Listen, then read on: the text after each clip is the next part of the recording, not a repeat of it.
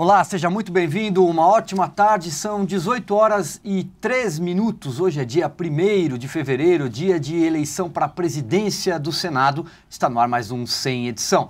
Hoje na bancada o Augusto Nunes e o Pedro Dias Leite, editor de Brasil de Veja. Tudo bem, senhores? Tudo ótimo. Tudo certo. Temos, além da eleição do Senado, na nossa pauta, a eleição para a presidência da Câmara, que acontece amanhã, e também o Supremo Tribunal Federal decidindo quem será o novo relator da Operação Lava Jato. Mas antes de falarmos sobre tudo isso, temos um outro assunto. Meu caro Augusto Nunes, em sua homenagem, você me desafiou a saber por onde andava a senhora ex-presidente Dilma Rousseff.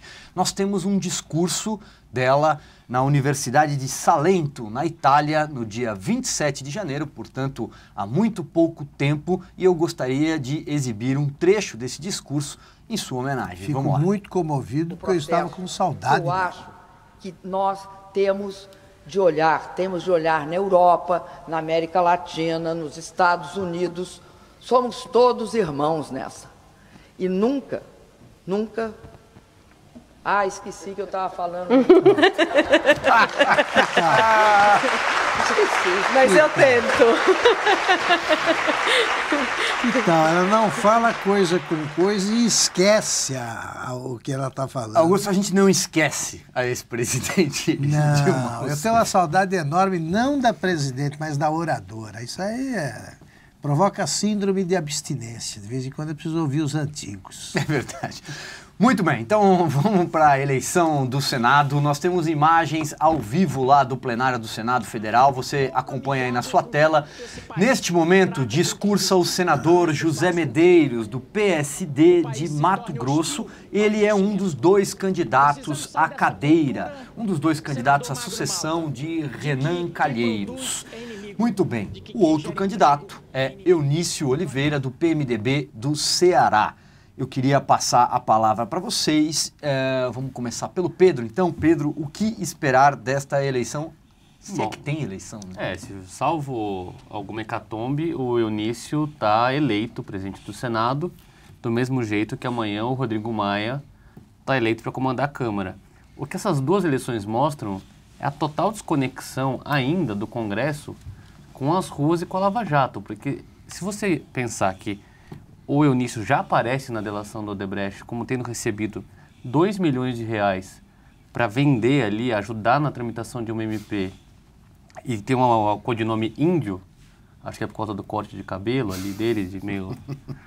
É inacreditável que os caras não só elejam ele, como por consenso praticamente. A mesma coisa com o Rodrigo Maia, que é o Botafogo, que também aparece na planilha do Odebrecht, e o PT, que ficou aí vociferando, não, que absurdo, o golpe, só não fez o acordo para eleger, vai fazer ali no bastidor, né? Mas só não fez em público porque a militância ali, aquela meia dúzia que não acredita no PT de raiz dos anos 80, de vender broche de estrelinha, estrilou ali, gritou e os caras tiveram que recuar. Porque se não fosse isso... Aliás, o PT... no Senado está apoiando o Eunício. O Eunício, exato. Porque quer os cargos na mesa diretora, né?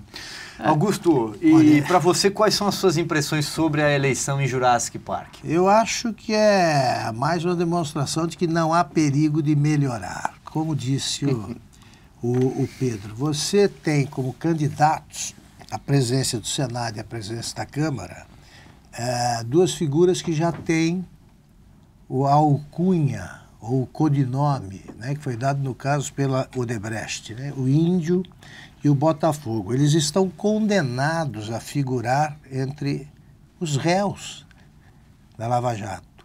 Então é mais um problema que se cria porque eles não poderão figurar daqui a pouco, muito provavelmente, na linha sucessória. Então, para que deixar isso acontecer? Porque, como disse o Pedro, o Congresso está completamente descolado da realidade brasileira. E o que se percebe em acertos como esse que transforma o Renan em líder da bancada do PMDB, do maior partido. E ele ainda quer a Comissão de Constituição e Justiça, é isso que você dizia? Aí acontece um negócio, Silvio, que o Fernando Henrique advertiu para isso quando ele ainda era ministro da Fazenda do Itamar. Ele disse que o Congresso não tem mais cardeais, ele só tem baixo clero. Porque os cardeais não eram os que mandavam, não eram os que se articulavam para dar um mínimo de coerência ao que se fazia. E aí ele próprio dizia assim, agora quem é que tem? Antes eu conversava com o Roberto Campos, com o Darcy Ribeiro, com o Ulisses Guimarães, não, com o Franco Montoro, com gente de todos os partidos que tinham sensatez. E agora? A articulação dá nisso. Com o PT está confuso e vai apoiar um desses dois. O problema e por que não, se o novo presidente do Senado foi ministro dos governos petistas? A questão é que os cardeais, acho que eles ainda existem até Augusto, mas é que em vez de ser o Darcy Ribeiro, o Roberto Campos, o Franco Montoro, viraram o Renan Calheiros, o Dionísio Oliveira... Romero Jucá, celebrantes de missa negra. Romero Jucá, que só não é o candidato à presidência porque está enrolado até o pescoço na Lava Jato, inclusive caiu, né? Chegou a ser ministro do governo Temer e caiu. Ministro Obreve. Eles não percebem. Romero Jucá Obreve. Pela segunda vez, né? Caiu o que se passa, também, né? Não percebe o que se passa. Também, a própria candidatura, Lula, anticandidatura do Zé Medeiros é meio patética, não tem O Zé Medeiros, chance, Augusto, né? entrou na política ali por acaso, porque o Zé Medeiros, ele era policial rodoviário, ele, na verdade, ele é matemático, ele era professor de matemática, depois ele se tornou policial rodoviário em Mato Grosso. Quando o Pedro Táxi concorreu ao Senado, ele era o suplente do Pedro Táxi, pois bem... Pedro Táxi foi eleito governador de Mato Grosso, governa até agora, e o senhor José Medeiros, do PSD, ganhou um mandato de 4 anos de presente. Se destacou ali com os discursos um pouco mais duros durante a comissão do impeachment, mas está aí, tentando aparecer um pouco, né? Na verdade, o motivo da candidatura é esse, não é só se colocar como somos oposição ao PMDB, aos dinossauros todos que estão aí. Não, também é aparecer, tentar buscar um lugar só porque não tem mandatos anteriores, não é um político conhecido. Veja só, né, Silvio, nós não somos pessimistas. Num dos contratos que o Eunício fez com a Petrobras, uma das empresas dele, ele recebeu 978 milhões para trabalhar, sabe em que setor? Gestão administrativa. Como vimos, foi muito bem a gestão administrativa da Petrobras, tanto que quebrou a empresa. E o Eunício, na entrevista que ele deu para a Veja essa semana das páginas amarelas, ele fala ali a certa altura que política, quando é feita da maneira correta, empobrece. Dado que ele é filho de lavrador e hoje voa de jatinho, a gente pode pressupor que ele não fez exatamente dessa forma. Né? E ele é genro, né? É da categoria dos genros. O famoso Paz de Andrade, Paz né? Notório. Paz de Andrade, fundador da República de Mombaça. O Zé Sarney, ele era presidente da Câmara, o Zé Sarney fez uma viagem para a China, se não me engano. Ele só fez o seguinte, pegou os 2 aviões presidenciais, encheu de deputado, parente e tal, e foi lá visitar Mombaça. Em Fortaleza, ele descobriu que os aviões não poderiam descer em Mombaça, aí foram de carro mesmo. Fizeram um tremendo comício, mais longo da história de Mombaça, não inauguraram nada, nem prometeram, e voltaram para Brasília. Imagina quanto essa brincadeira custou. Para os cofres públicos. Para quê? Porque não pode ser normal o cara que faz isso. Exatamente. Nós mostramos agora há pouco o José Medeiros na tribuna do Senado. Vamos voltar lá para Jurassic Park. Temos imagem do Eunício Oliveira. Os dinossauros estão todos lá. Eunício Oliveira agora discursa. Realmente, Pedro, você lembrou bem. O corte de cabelo e a fisionomia. Mas vamos lá. O caminho que me traz até aqui é o da tradição. Caminho traçado e determinado por nosso regimento interno. Pelo arcabouço jurídico que baliza e limita nossas trajetórias e determina nossas obrigações e os nossos limites. Nada mais democrático, senhor presidente, Nada mais democrático do que observar os costumes, as tradições políticas de um povo e de suas instituições. Ser moderno é respeitar Renan, o Estado que democrático sai de da direito. presidência do Senado como quase um estadista, É? bom a gente lembrar que em 2009 ele teve que se afastar e quase foi cassado quando foi revelado que uma empreiteira pagava as contas de um filho dele fora do Teve de casamento. renunciar à presidência para não perder o mandato. Exato. Agora, mais recentemente, teve a história de que ele pegou um avião da FAB, lembrei por causa da história do avião de Mombaça, e viajou de avião da FAB para fazer um implante capilar. Aí o cara é pego em flagrante, olha aí como tá bonita a juba dele e tal. né? Aí o cara é E pego em flagrante de um a negócio alegria desse, dele. o que acontece? Ah, vou devolver o dinheiro. Aí pega lá 30 mil reais, ninguém sabe de onde veio, né? Porque é mais do que um mês de salário dele, e paga ali, não, paguei o jatinho. A gente, né, se uma pessoa normal tem que pagar 30 mil reais de uma hora para outra, fala, bom, vou pegar um empréstimo no banco, vou tirar das economias, é a coisa mais E natural sai do para mundo. liderar a bancada sem que ninguém diga a ele o que disse, por exemplo, o Gabeira ao Severino Cavalcante. Exato. Né, com um grande discurso. Sai daí, para com isso, né, renuncia, tenha vergonha. Não, ele sai para liderar a bancada. Com tapinha nas costas de todo mundo, inclusive dos petistas que deveriam... Exatamente. Bom, e tem gente pegando no nosso pé, porque a gente falou do corte de cabelo, eu precisamente falei do corte de cabelo do Eunício Índio. Índio é o apelido nas listas da Lava Jato, conforme ele é citado pelos delatores. Muito bem. Vamos seguir para a eleição da Câmara, senhores. A eleição acontece amanhã. O candidato favorito, Rodrigo Maia, que diz ter lá já perto de 360 votos, conseguiu reunir 13 partidos num bloco gigantesco, quase uma placa tectônica, né? Pois bem, mas o Rodrigo Maia, do DEM, concorre ali na base, na minha opinião, e eu vou até citar o nosso colunista Reinaldo Azevedo, que sustentou isso em seu blog, aqui em TVeja, concorre de forma irregular. A candidatura dele não tem previsão no regimento interno da Câmara dos Deputados que impede a reeleição dentro ali do mesmo mandato. Bom, então na base do tapetão ou não, o Rodrigo Maia é o candidato oficial, o candidato do Palácio do Planalto, que tem o apoio inclusive do PMDB. Ele concorre contra o Jovair Arantes, do PTB, um candidato que viu o seu apoio aos poucos e se dissipando, o centrão se dissolvendo, vamos dizer assim. Tem o Rodrigo Rosso, do PSD. Rogério Rosso, do PSD, muito bem, que concorre sem sequer o apoio do próprio partido. Né? Eu não sei se o Júlio Delgado ainda é candidato. O Júlio Delgado entra e sai, em todas as eleições ele cisma de concorrer a alguma coisa. Assim como a Luísa Erundina também, não sei se são candidatos ainda. E por fim o André Figueiredo, do PDT, é o candidato do Ciro Gomes, é o candidato que vai ter o apoio do PT, naquela que já é a primeira aliança entre o Ciro e o PT, é importante a gente lembrar disso, com vistas a 2018. Muito provavelmente ele deve ter mais votos do que o Jovair e companhia. A chance de ter um segundo turno é justamente o centrão ali migrando os votos pulverizados. O que é que vocês pensam da eleição para a Câmara? Augusto, vai lá. A Câmara, na Câmara você pode ter algumas surpresas, sim, sempre, porque os deputados repetem a frase, né? O gostoso é trair. Eles adoram fazer uma traição ali na última hora. Nós tivemos, há pouco falávamos do Severino. Exato, maior surpresa. Uma tremenda surpresa. Acho que o governo Temer é um pouco mais hábil que o governo Lula em matéria de eleição de presidente da Câmara.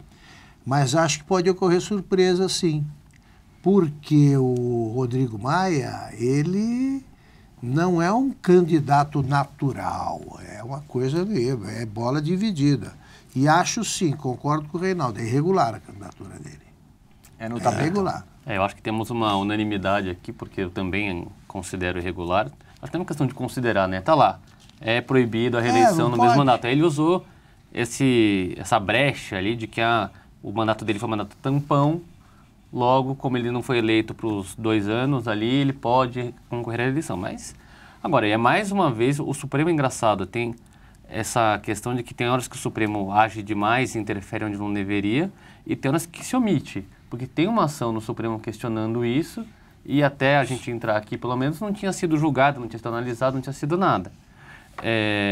Eu acho que, como Augusto falou, o governo Temer é muito mais habilidoso, eu praticamente descarto aí um efeito Severino, porque esse governo Temer, apesar de a economia estar no fundo do poço, da popularidade dele ser tão baixa quase quanto a da Dilma, é um governo que não teve derrotas minimamente significativas ainda no Congresso. Verdade. Acho que pelo contrário, aprovou né? tudo. Se Acho você que olhar pelo contrário, sob o só ponto de ganhou. vista, né, da agenda legislativa, PEC dos tetos. ele passou tudo o que quis e agora vai tentar uma coisa, que é a reforma da Previdência, que nenhum dos governos anteriores, todos tentaram, todos eleitos, chegaram lá com o peso dos votos, que o Temer não tem, apesar de ter sido companheiro de chapa da Dilma, e nenhum conseguiu, nem Lula, nem Fernando Henrique, que é uma reforma da Previdência a sério. Então, tanto a eleição de Eunício quanto a do Rodrigo Maia fazem parte dessa estratégia de ter políticos confiáveis ali no comando do Legislativo para ajudá-lo a implementar essas reformas. Só que tem que ver, falta combinar com a delação do Odebrecht, né? A hora que sair, tem que ver quem que vai... E vem. Exato. Foi homologada pela Carmen Lúcia. Meu Deus. Agora, o sigilo, mais hora, menos hora, vai cair. Algum jornal fez o levantamento. Eu me lembro que pouco depois da eleição dele, da posse dele na presidência da Câmara, o Rodrigo Maia deu entrevista ao Roda Vida e ele disse, lá com você. Ali, não serei candidato. Exatamente. Não serei candidato. Vou cumprir esse mandato, ponto final. Está aí. Em política, as coisas mudam numa velocidade Conversa, impressionante. eles mentem usando aquele negócio, né? Você olha, a nuvem está do jeito, você olha, está do outro. Sim, sempre, mas não precisa mentir. Mas o céu continua ali, né? Continua ali, exatamente. A lua, o sol. O problema é... E um outro aspecto que eu queria só destacar aqui ainda na eleição da Câmara é que com esse bloco de 13 partidos aqui, uma notícia oficial do site da Câmara dos Deputados, né? A chapa do Rodrigo Maia, se vencedora, vai dominar todos os cargos importantes da mesa diretora, as chamadas secretarias, que cuidam de questões administrativas dos deputados, todas. Aí o PT ficaria com a 7ª escolha, praticamente ali com alguma suplência, sem relevância totalmente alijado. Nenhuma. E essa seguramente vai ser a moeda do Rodrigo Maia ali para conseguir todos os votos e tentar levar a eleição no primeiro turno. Porém, para a gente encerrar esse bloco aqui do nosso programa, é importante lembrar do Severino Cavalcante, quando o PT tinha uma eleição dada como ganha em 2005 e o Severino acordou. Mas teve 2 candidatos, né? É bom lembrar. É verdade. Naquela época o PT se dividiu. O PT se dividiu e aí abriu espaço para a eleição do Severino. Pois bem, vamos atravessar ali a rua, então, na Praça dos Três Poderes e vamos falar do Supremo Tribunal Federal, que hoje retomou os seus trabalhos. Inicialmente, a sessão foi aberta ali com uma homenagem ao ministro Teori Zavascki, morto no dia 19 num acidente aéreo em Paraty. Na sequência, teve início ali uma discussão, Augusto vai comentar sobre uma velha questão na Corte, apresentada pela Rede Sustentabilidade, a questão da linha sucessória da Presidência da República poder ser ocupada por um réu. E depois aguardava-se que o Supremo deliberasse, sorteasse, enfim, não sei qual será o caminho, enfim, que será o novo relator da Operação Lava Jato, o que até este programa entrar no ar não aconteceu. Augusto, queria começar por você comentando essa questão. O Gilmar Mendes pediu vista, Augusto. Como é que pode? É o seguinte, com a votação já decidida, já está definido, seja qual for o voto os votos que faltam, sejam quais forem, né? Falta o voto de quem? Do Gilmar e do Toffoli, não sei se votou. O fato é que está decidido por maioria e tal. O Toffoli se manifestou. Pediu, falta o voto do Gilmar e a fez um pedido de vista e tal, e segurou mais um pouco. Agora o Gilmar também pede vista. Eu não entendo como é possível fazer um pedido de vista por uma decisão já tomada, uma votação já decidida. Isso é coisa de moleque, né? Isso é retardar deliberadamente a formalização de uma decisão tomada. Isso eu acho uma maluquice. Agora, o que eu acho demais também é você fazer o que faz o Brasil. Você decide o seu futuro num sorteio. Então, daqui a pouco você pode decidir também a presidência da Câmara num jogo de palitinho, né? Disputar no paro Não ímpar. dá ideia, Augusto. Não dá a sugestão, porque não seriam muito piores, não. Conhecendo os nossos deputados. Os vencedores do jogo de palitinho não seriam muito piores que o Onísio e vou cometer o uma Botafogo. heresia aqui, vou discordar do Augusto nesse ponto do sorteio. Não, mas aqui é o convívio dos contrários elegantes. Porque prezamos a democracia, ao Claro. contrário do que alguns partidos pregam em Brasília. A questão do sorteio, em tese, tem 11 ministros lá no Supremo que foram indicados por presidentes e sabatinados pelos senadores de maneira aprofundada e que ocupam a cadeira. Se você permite que seja escolhido, apontado a dedo, você pode direcionar. Por exemplo, se a Carmen Lúcia fosse contra a Lava Jato, ela poderia falar, não, eu quero que o ministro tal seja o relator. Se ela for a favor da Lava Jato, ela pode falar, eu quero que o ministro tal seja relator. Então, assim, você dependeria ainda mais da discricionariedade do presidente do Supremo para escolher quem que seria o relator de matérias importantes. Ao sortear, você está igualando o jogo e está tirando o poder da mão de uma pessoa e jogando ali no plenário, no pleno, que é pelo que eu li, é um sorteio automático. As chances de todos serem escolhidos são relativamente as mesmas. 20%, né? São o problema 5 aí, ministros. de fundo, não é o sorteio. O problema é a composição do Supremo. É isso que aí. a gente tem, por exemplo, na segunda turma, agora parece que o Fachin vai para lá, né? Já pediu, falta só Apresentou o comprovar. pedido, né? Mas antes disso tinha o Gilmar, que já é um crítico contumaz do trabalho do Ministério Público na Operação Lava Jato. O Lewandowski, que se encontrou com a Dilma em Portugal naquele encontro às escondidas para fazer ali operações contra a Lava Jato. O Toffoli, que foi ele próprio, ainda que muito superficialmente, mas como a Veja revelou, citado na Lava Jato. Exato. E o Celso de advogado do Mello. PT, Celso de né? Mello. Então, o sorteio da segunda turma, a chance de ir para alguém que pode possivelmente enterrar a operação é de 3-1, 75%. Agora, com a ida do Fachin, aumenta um pouco, cai para 60%.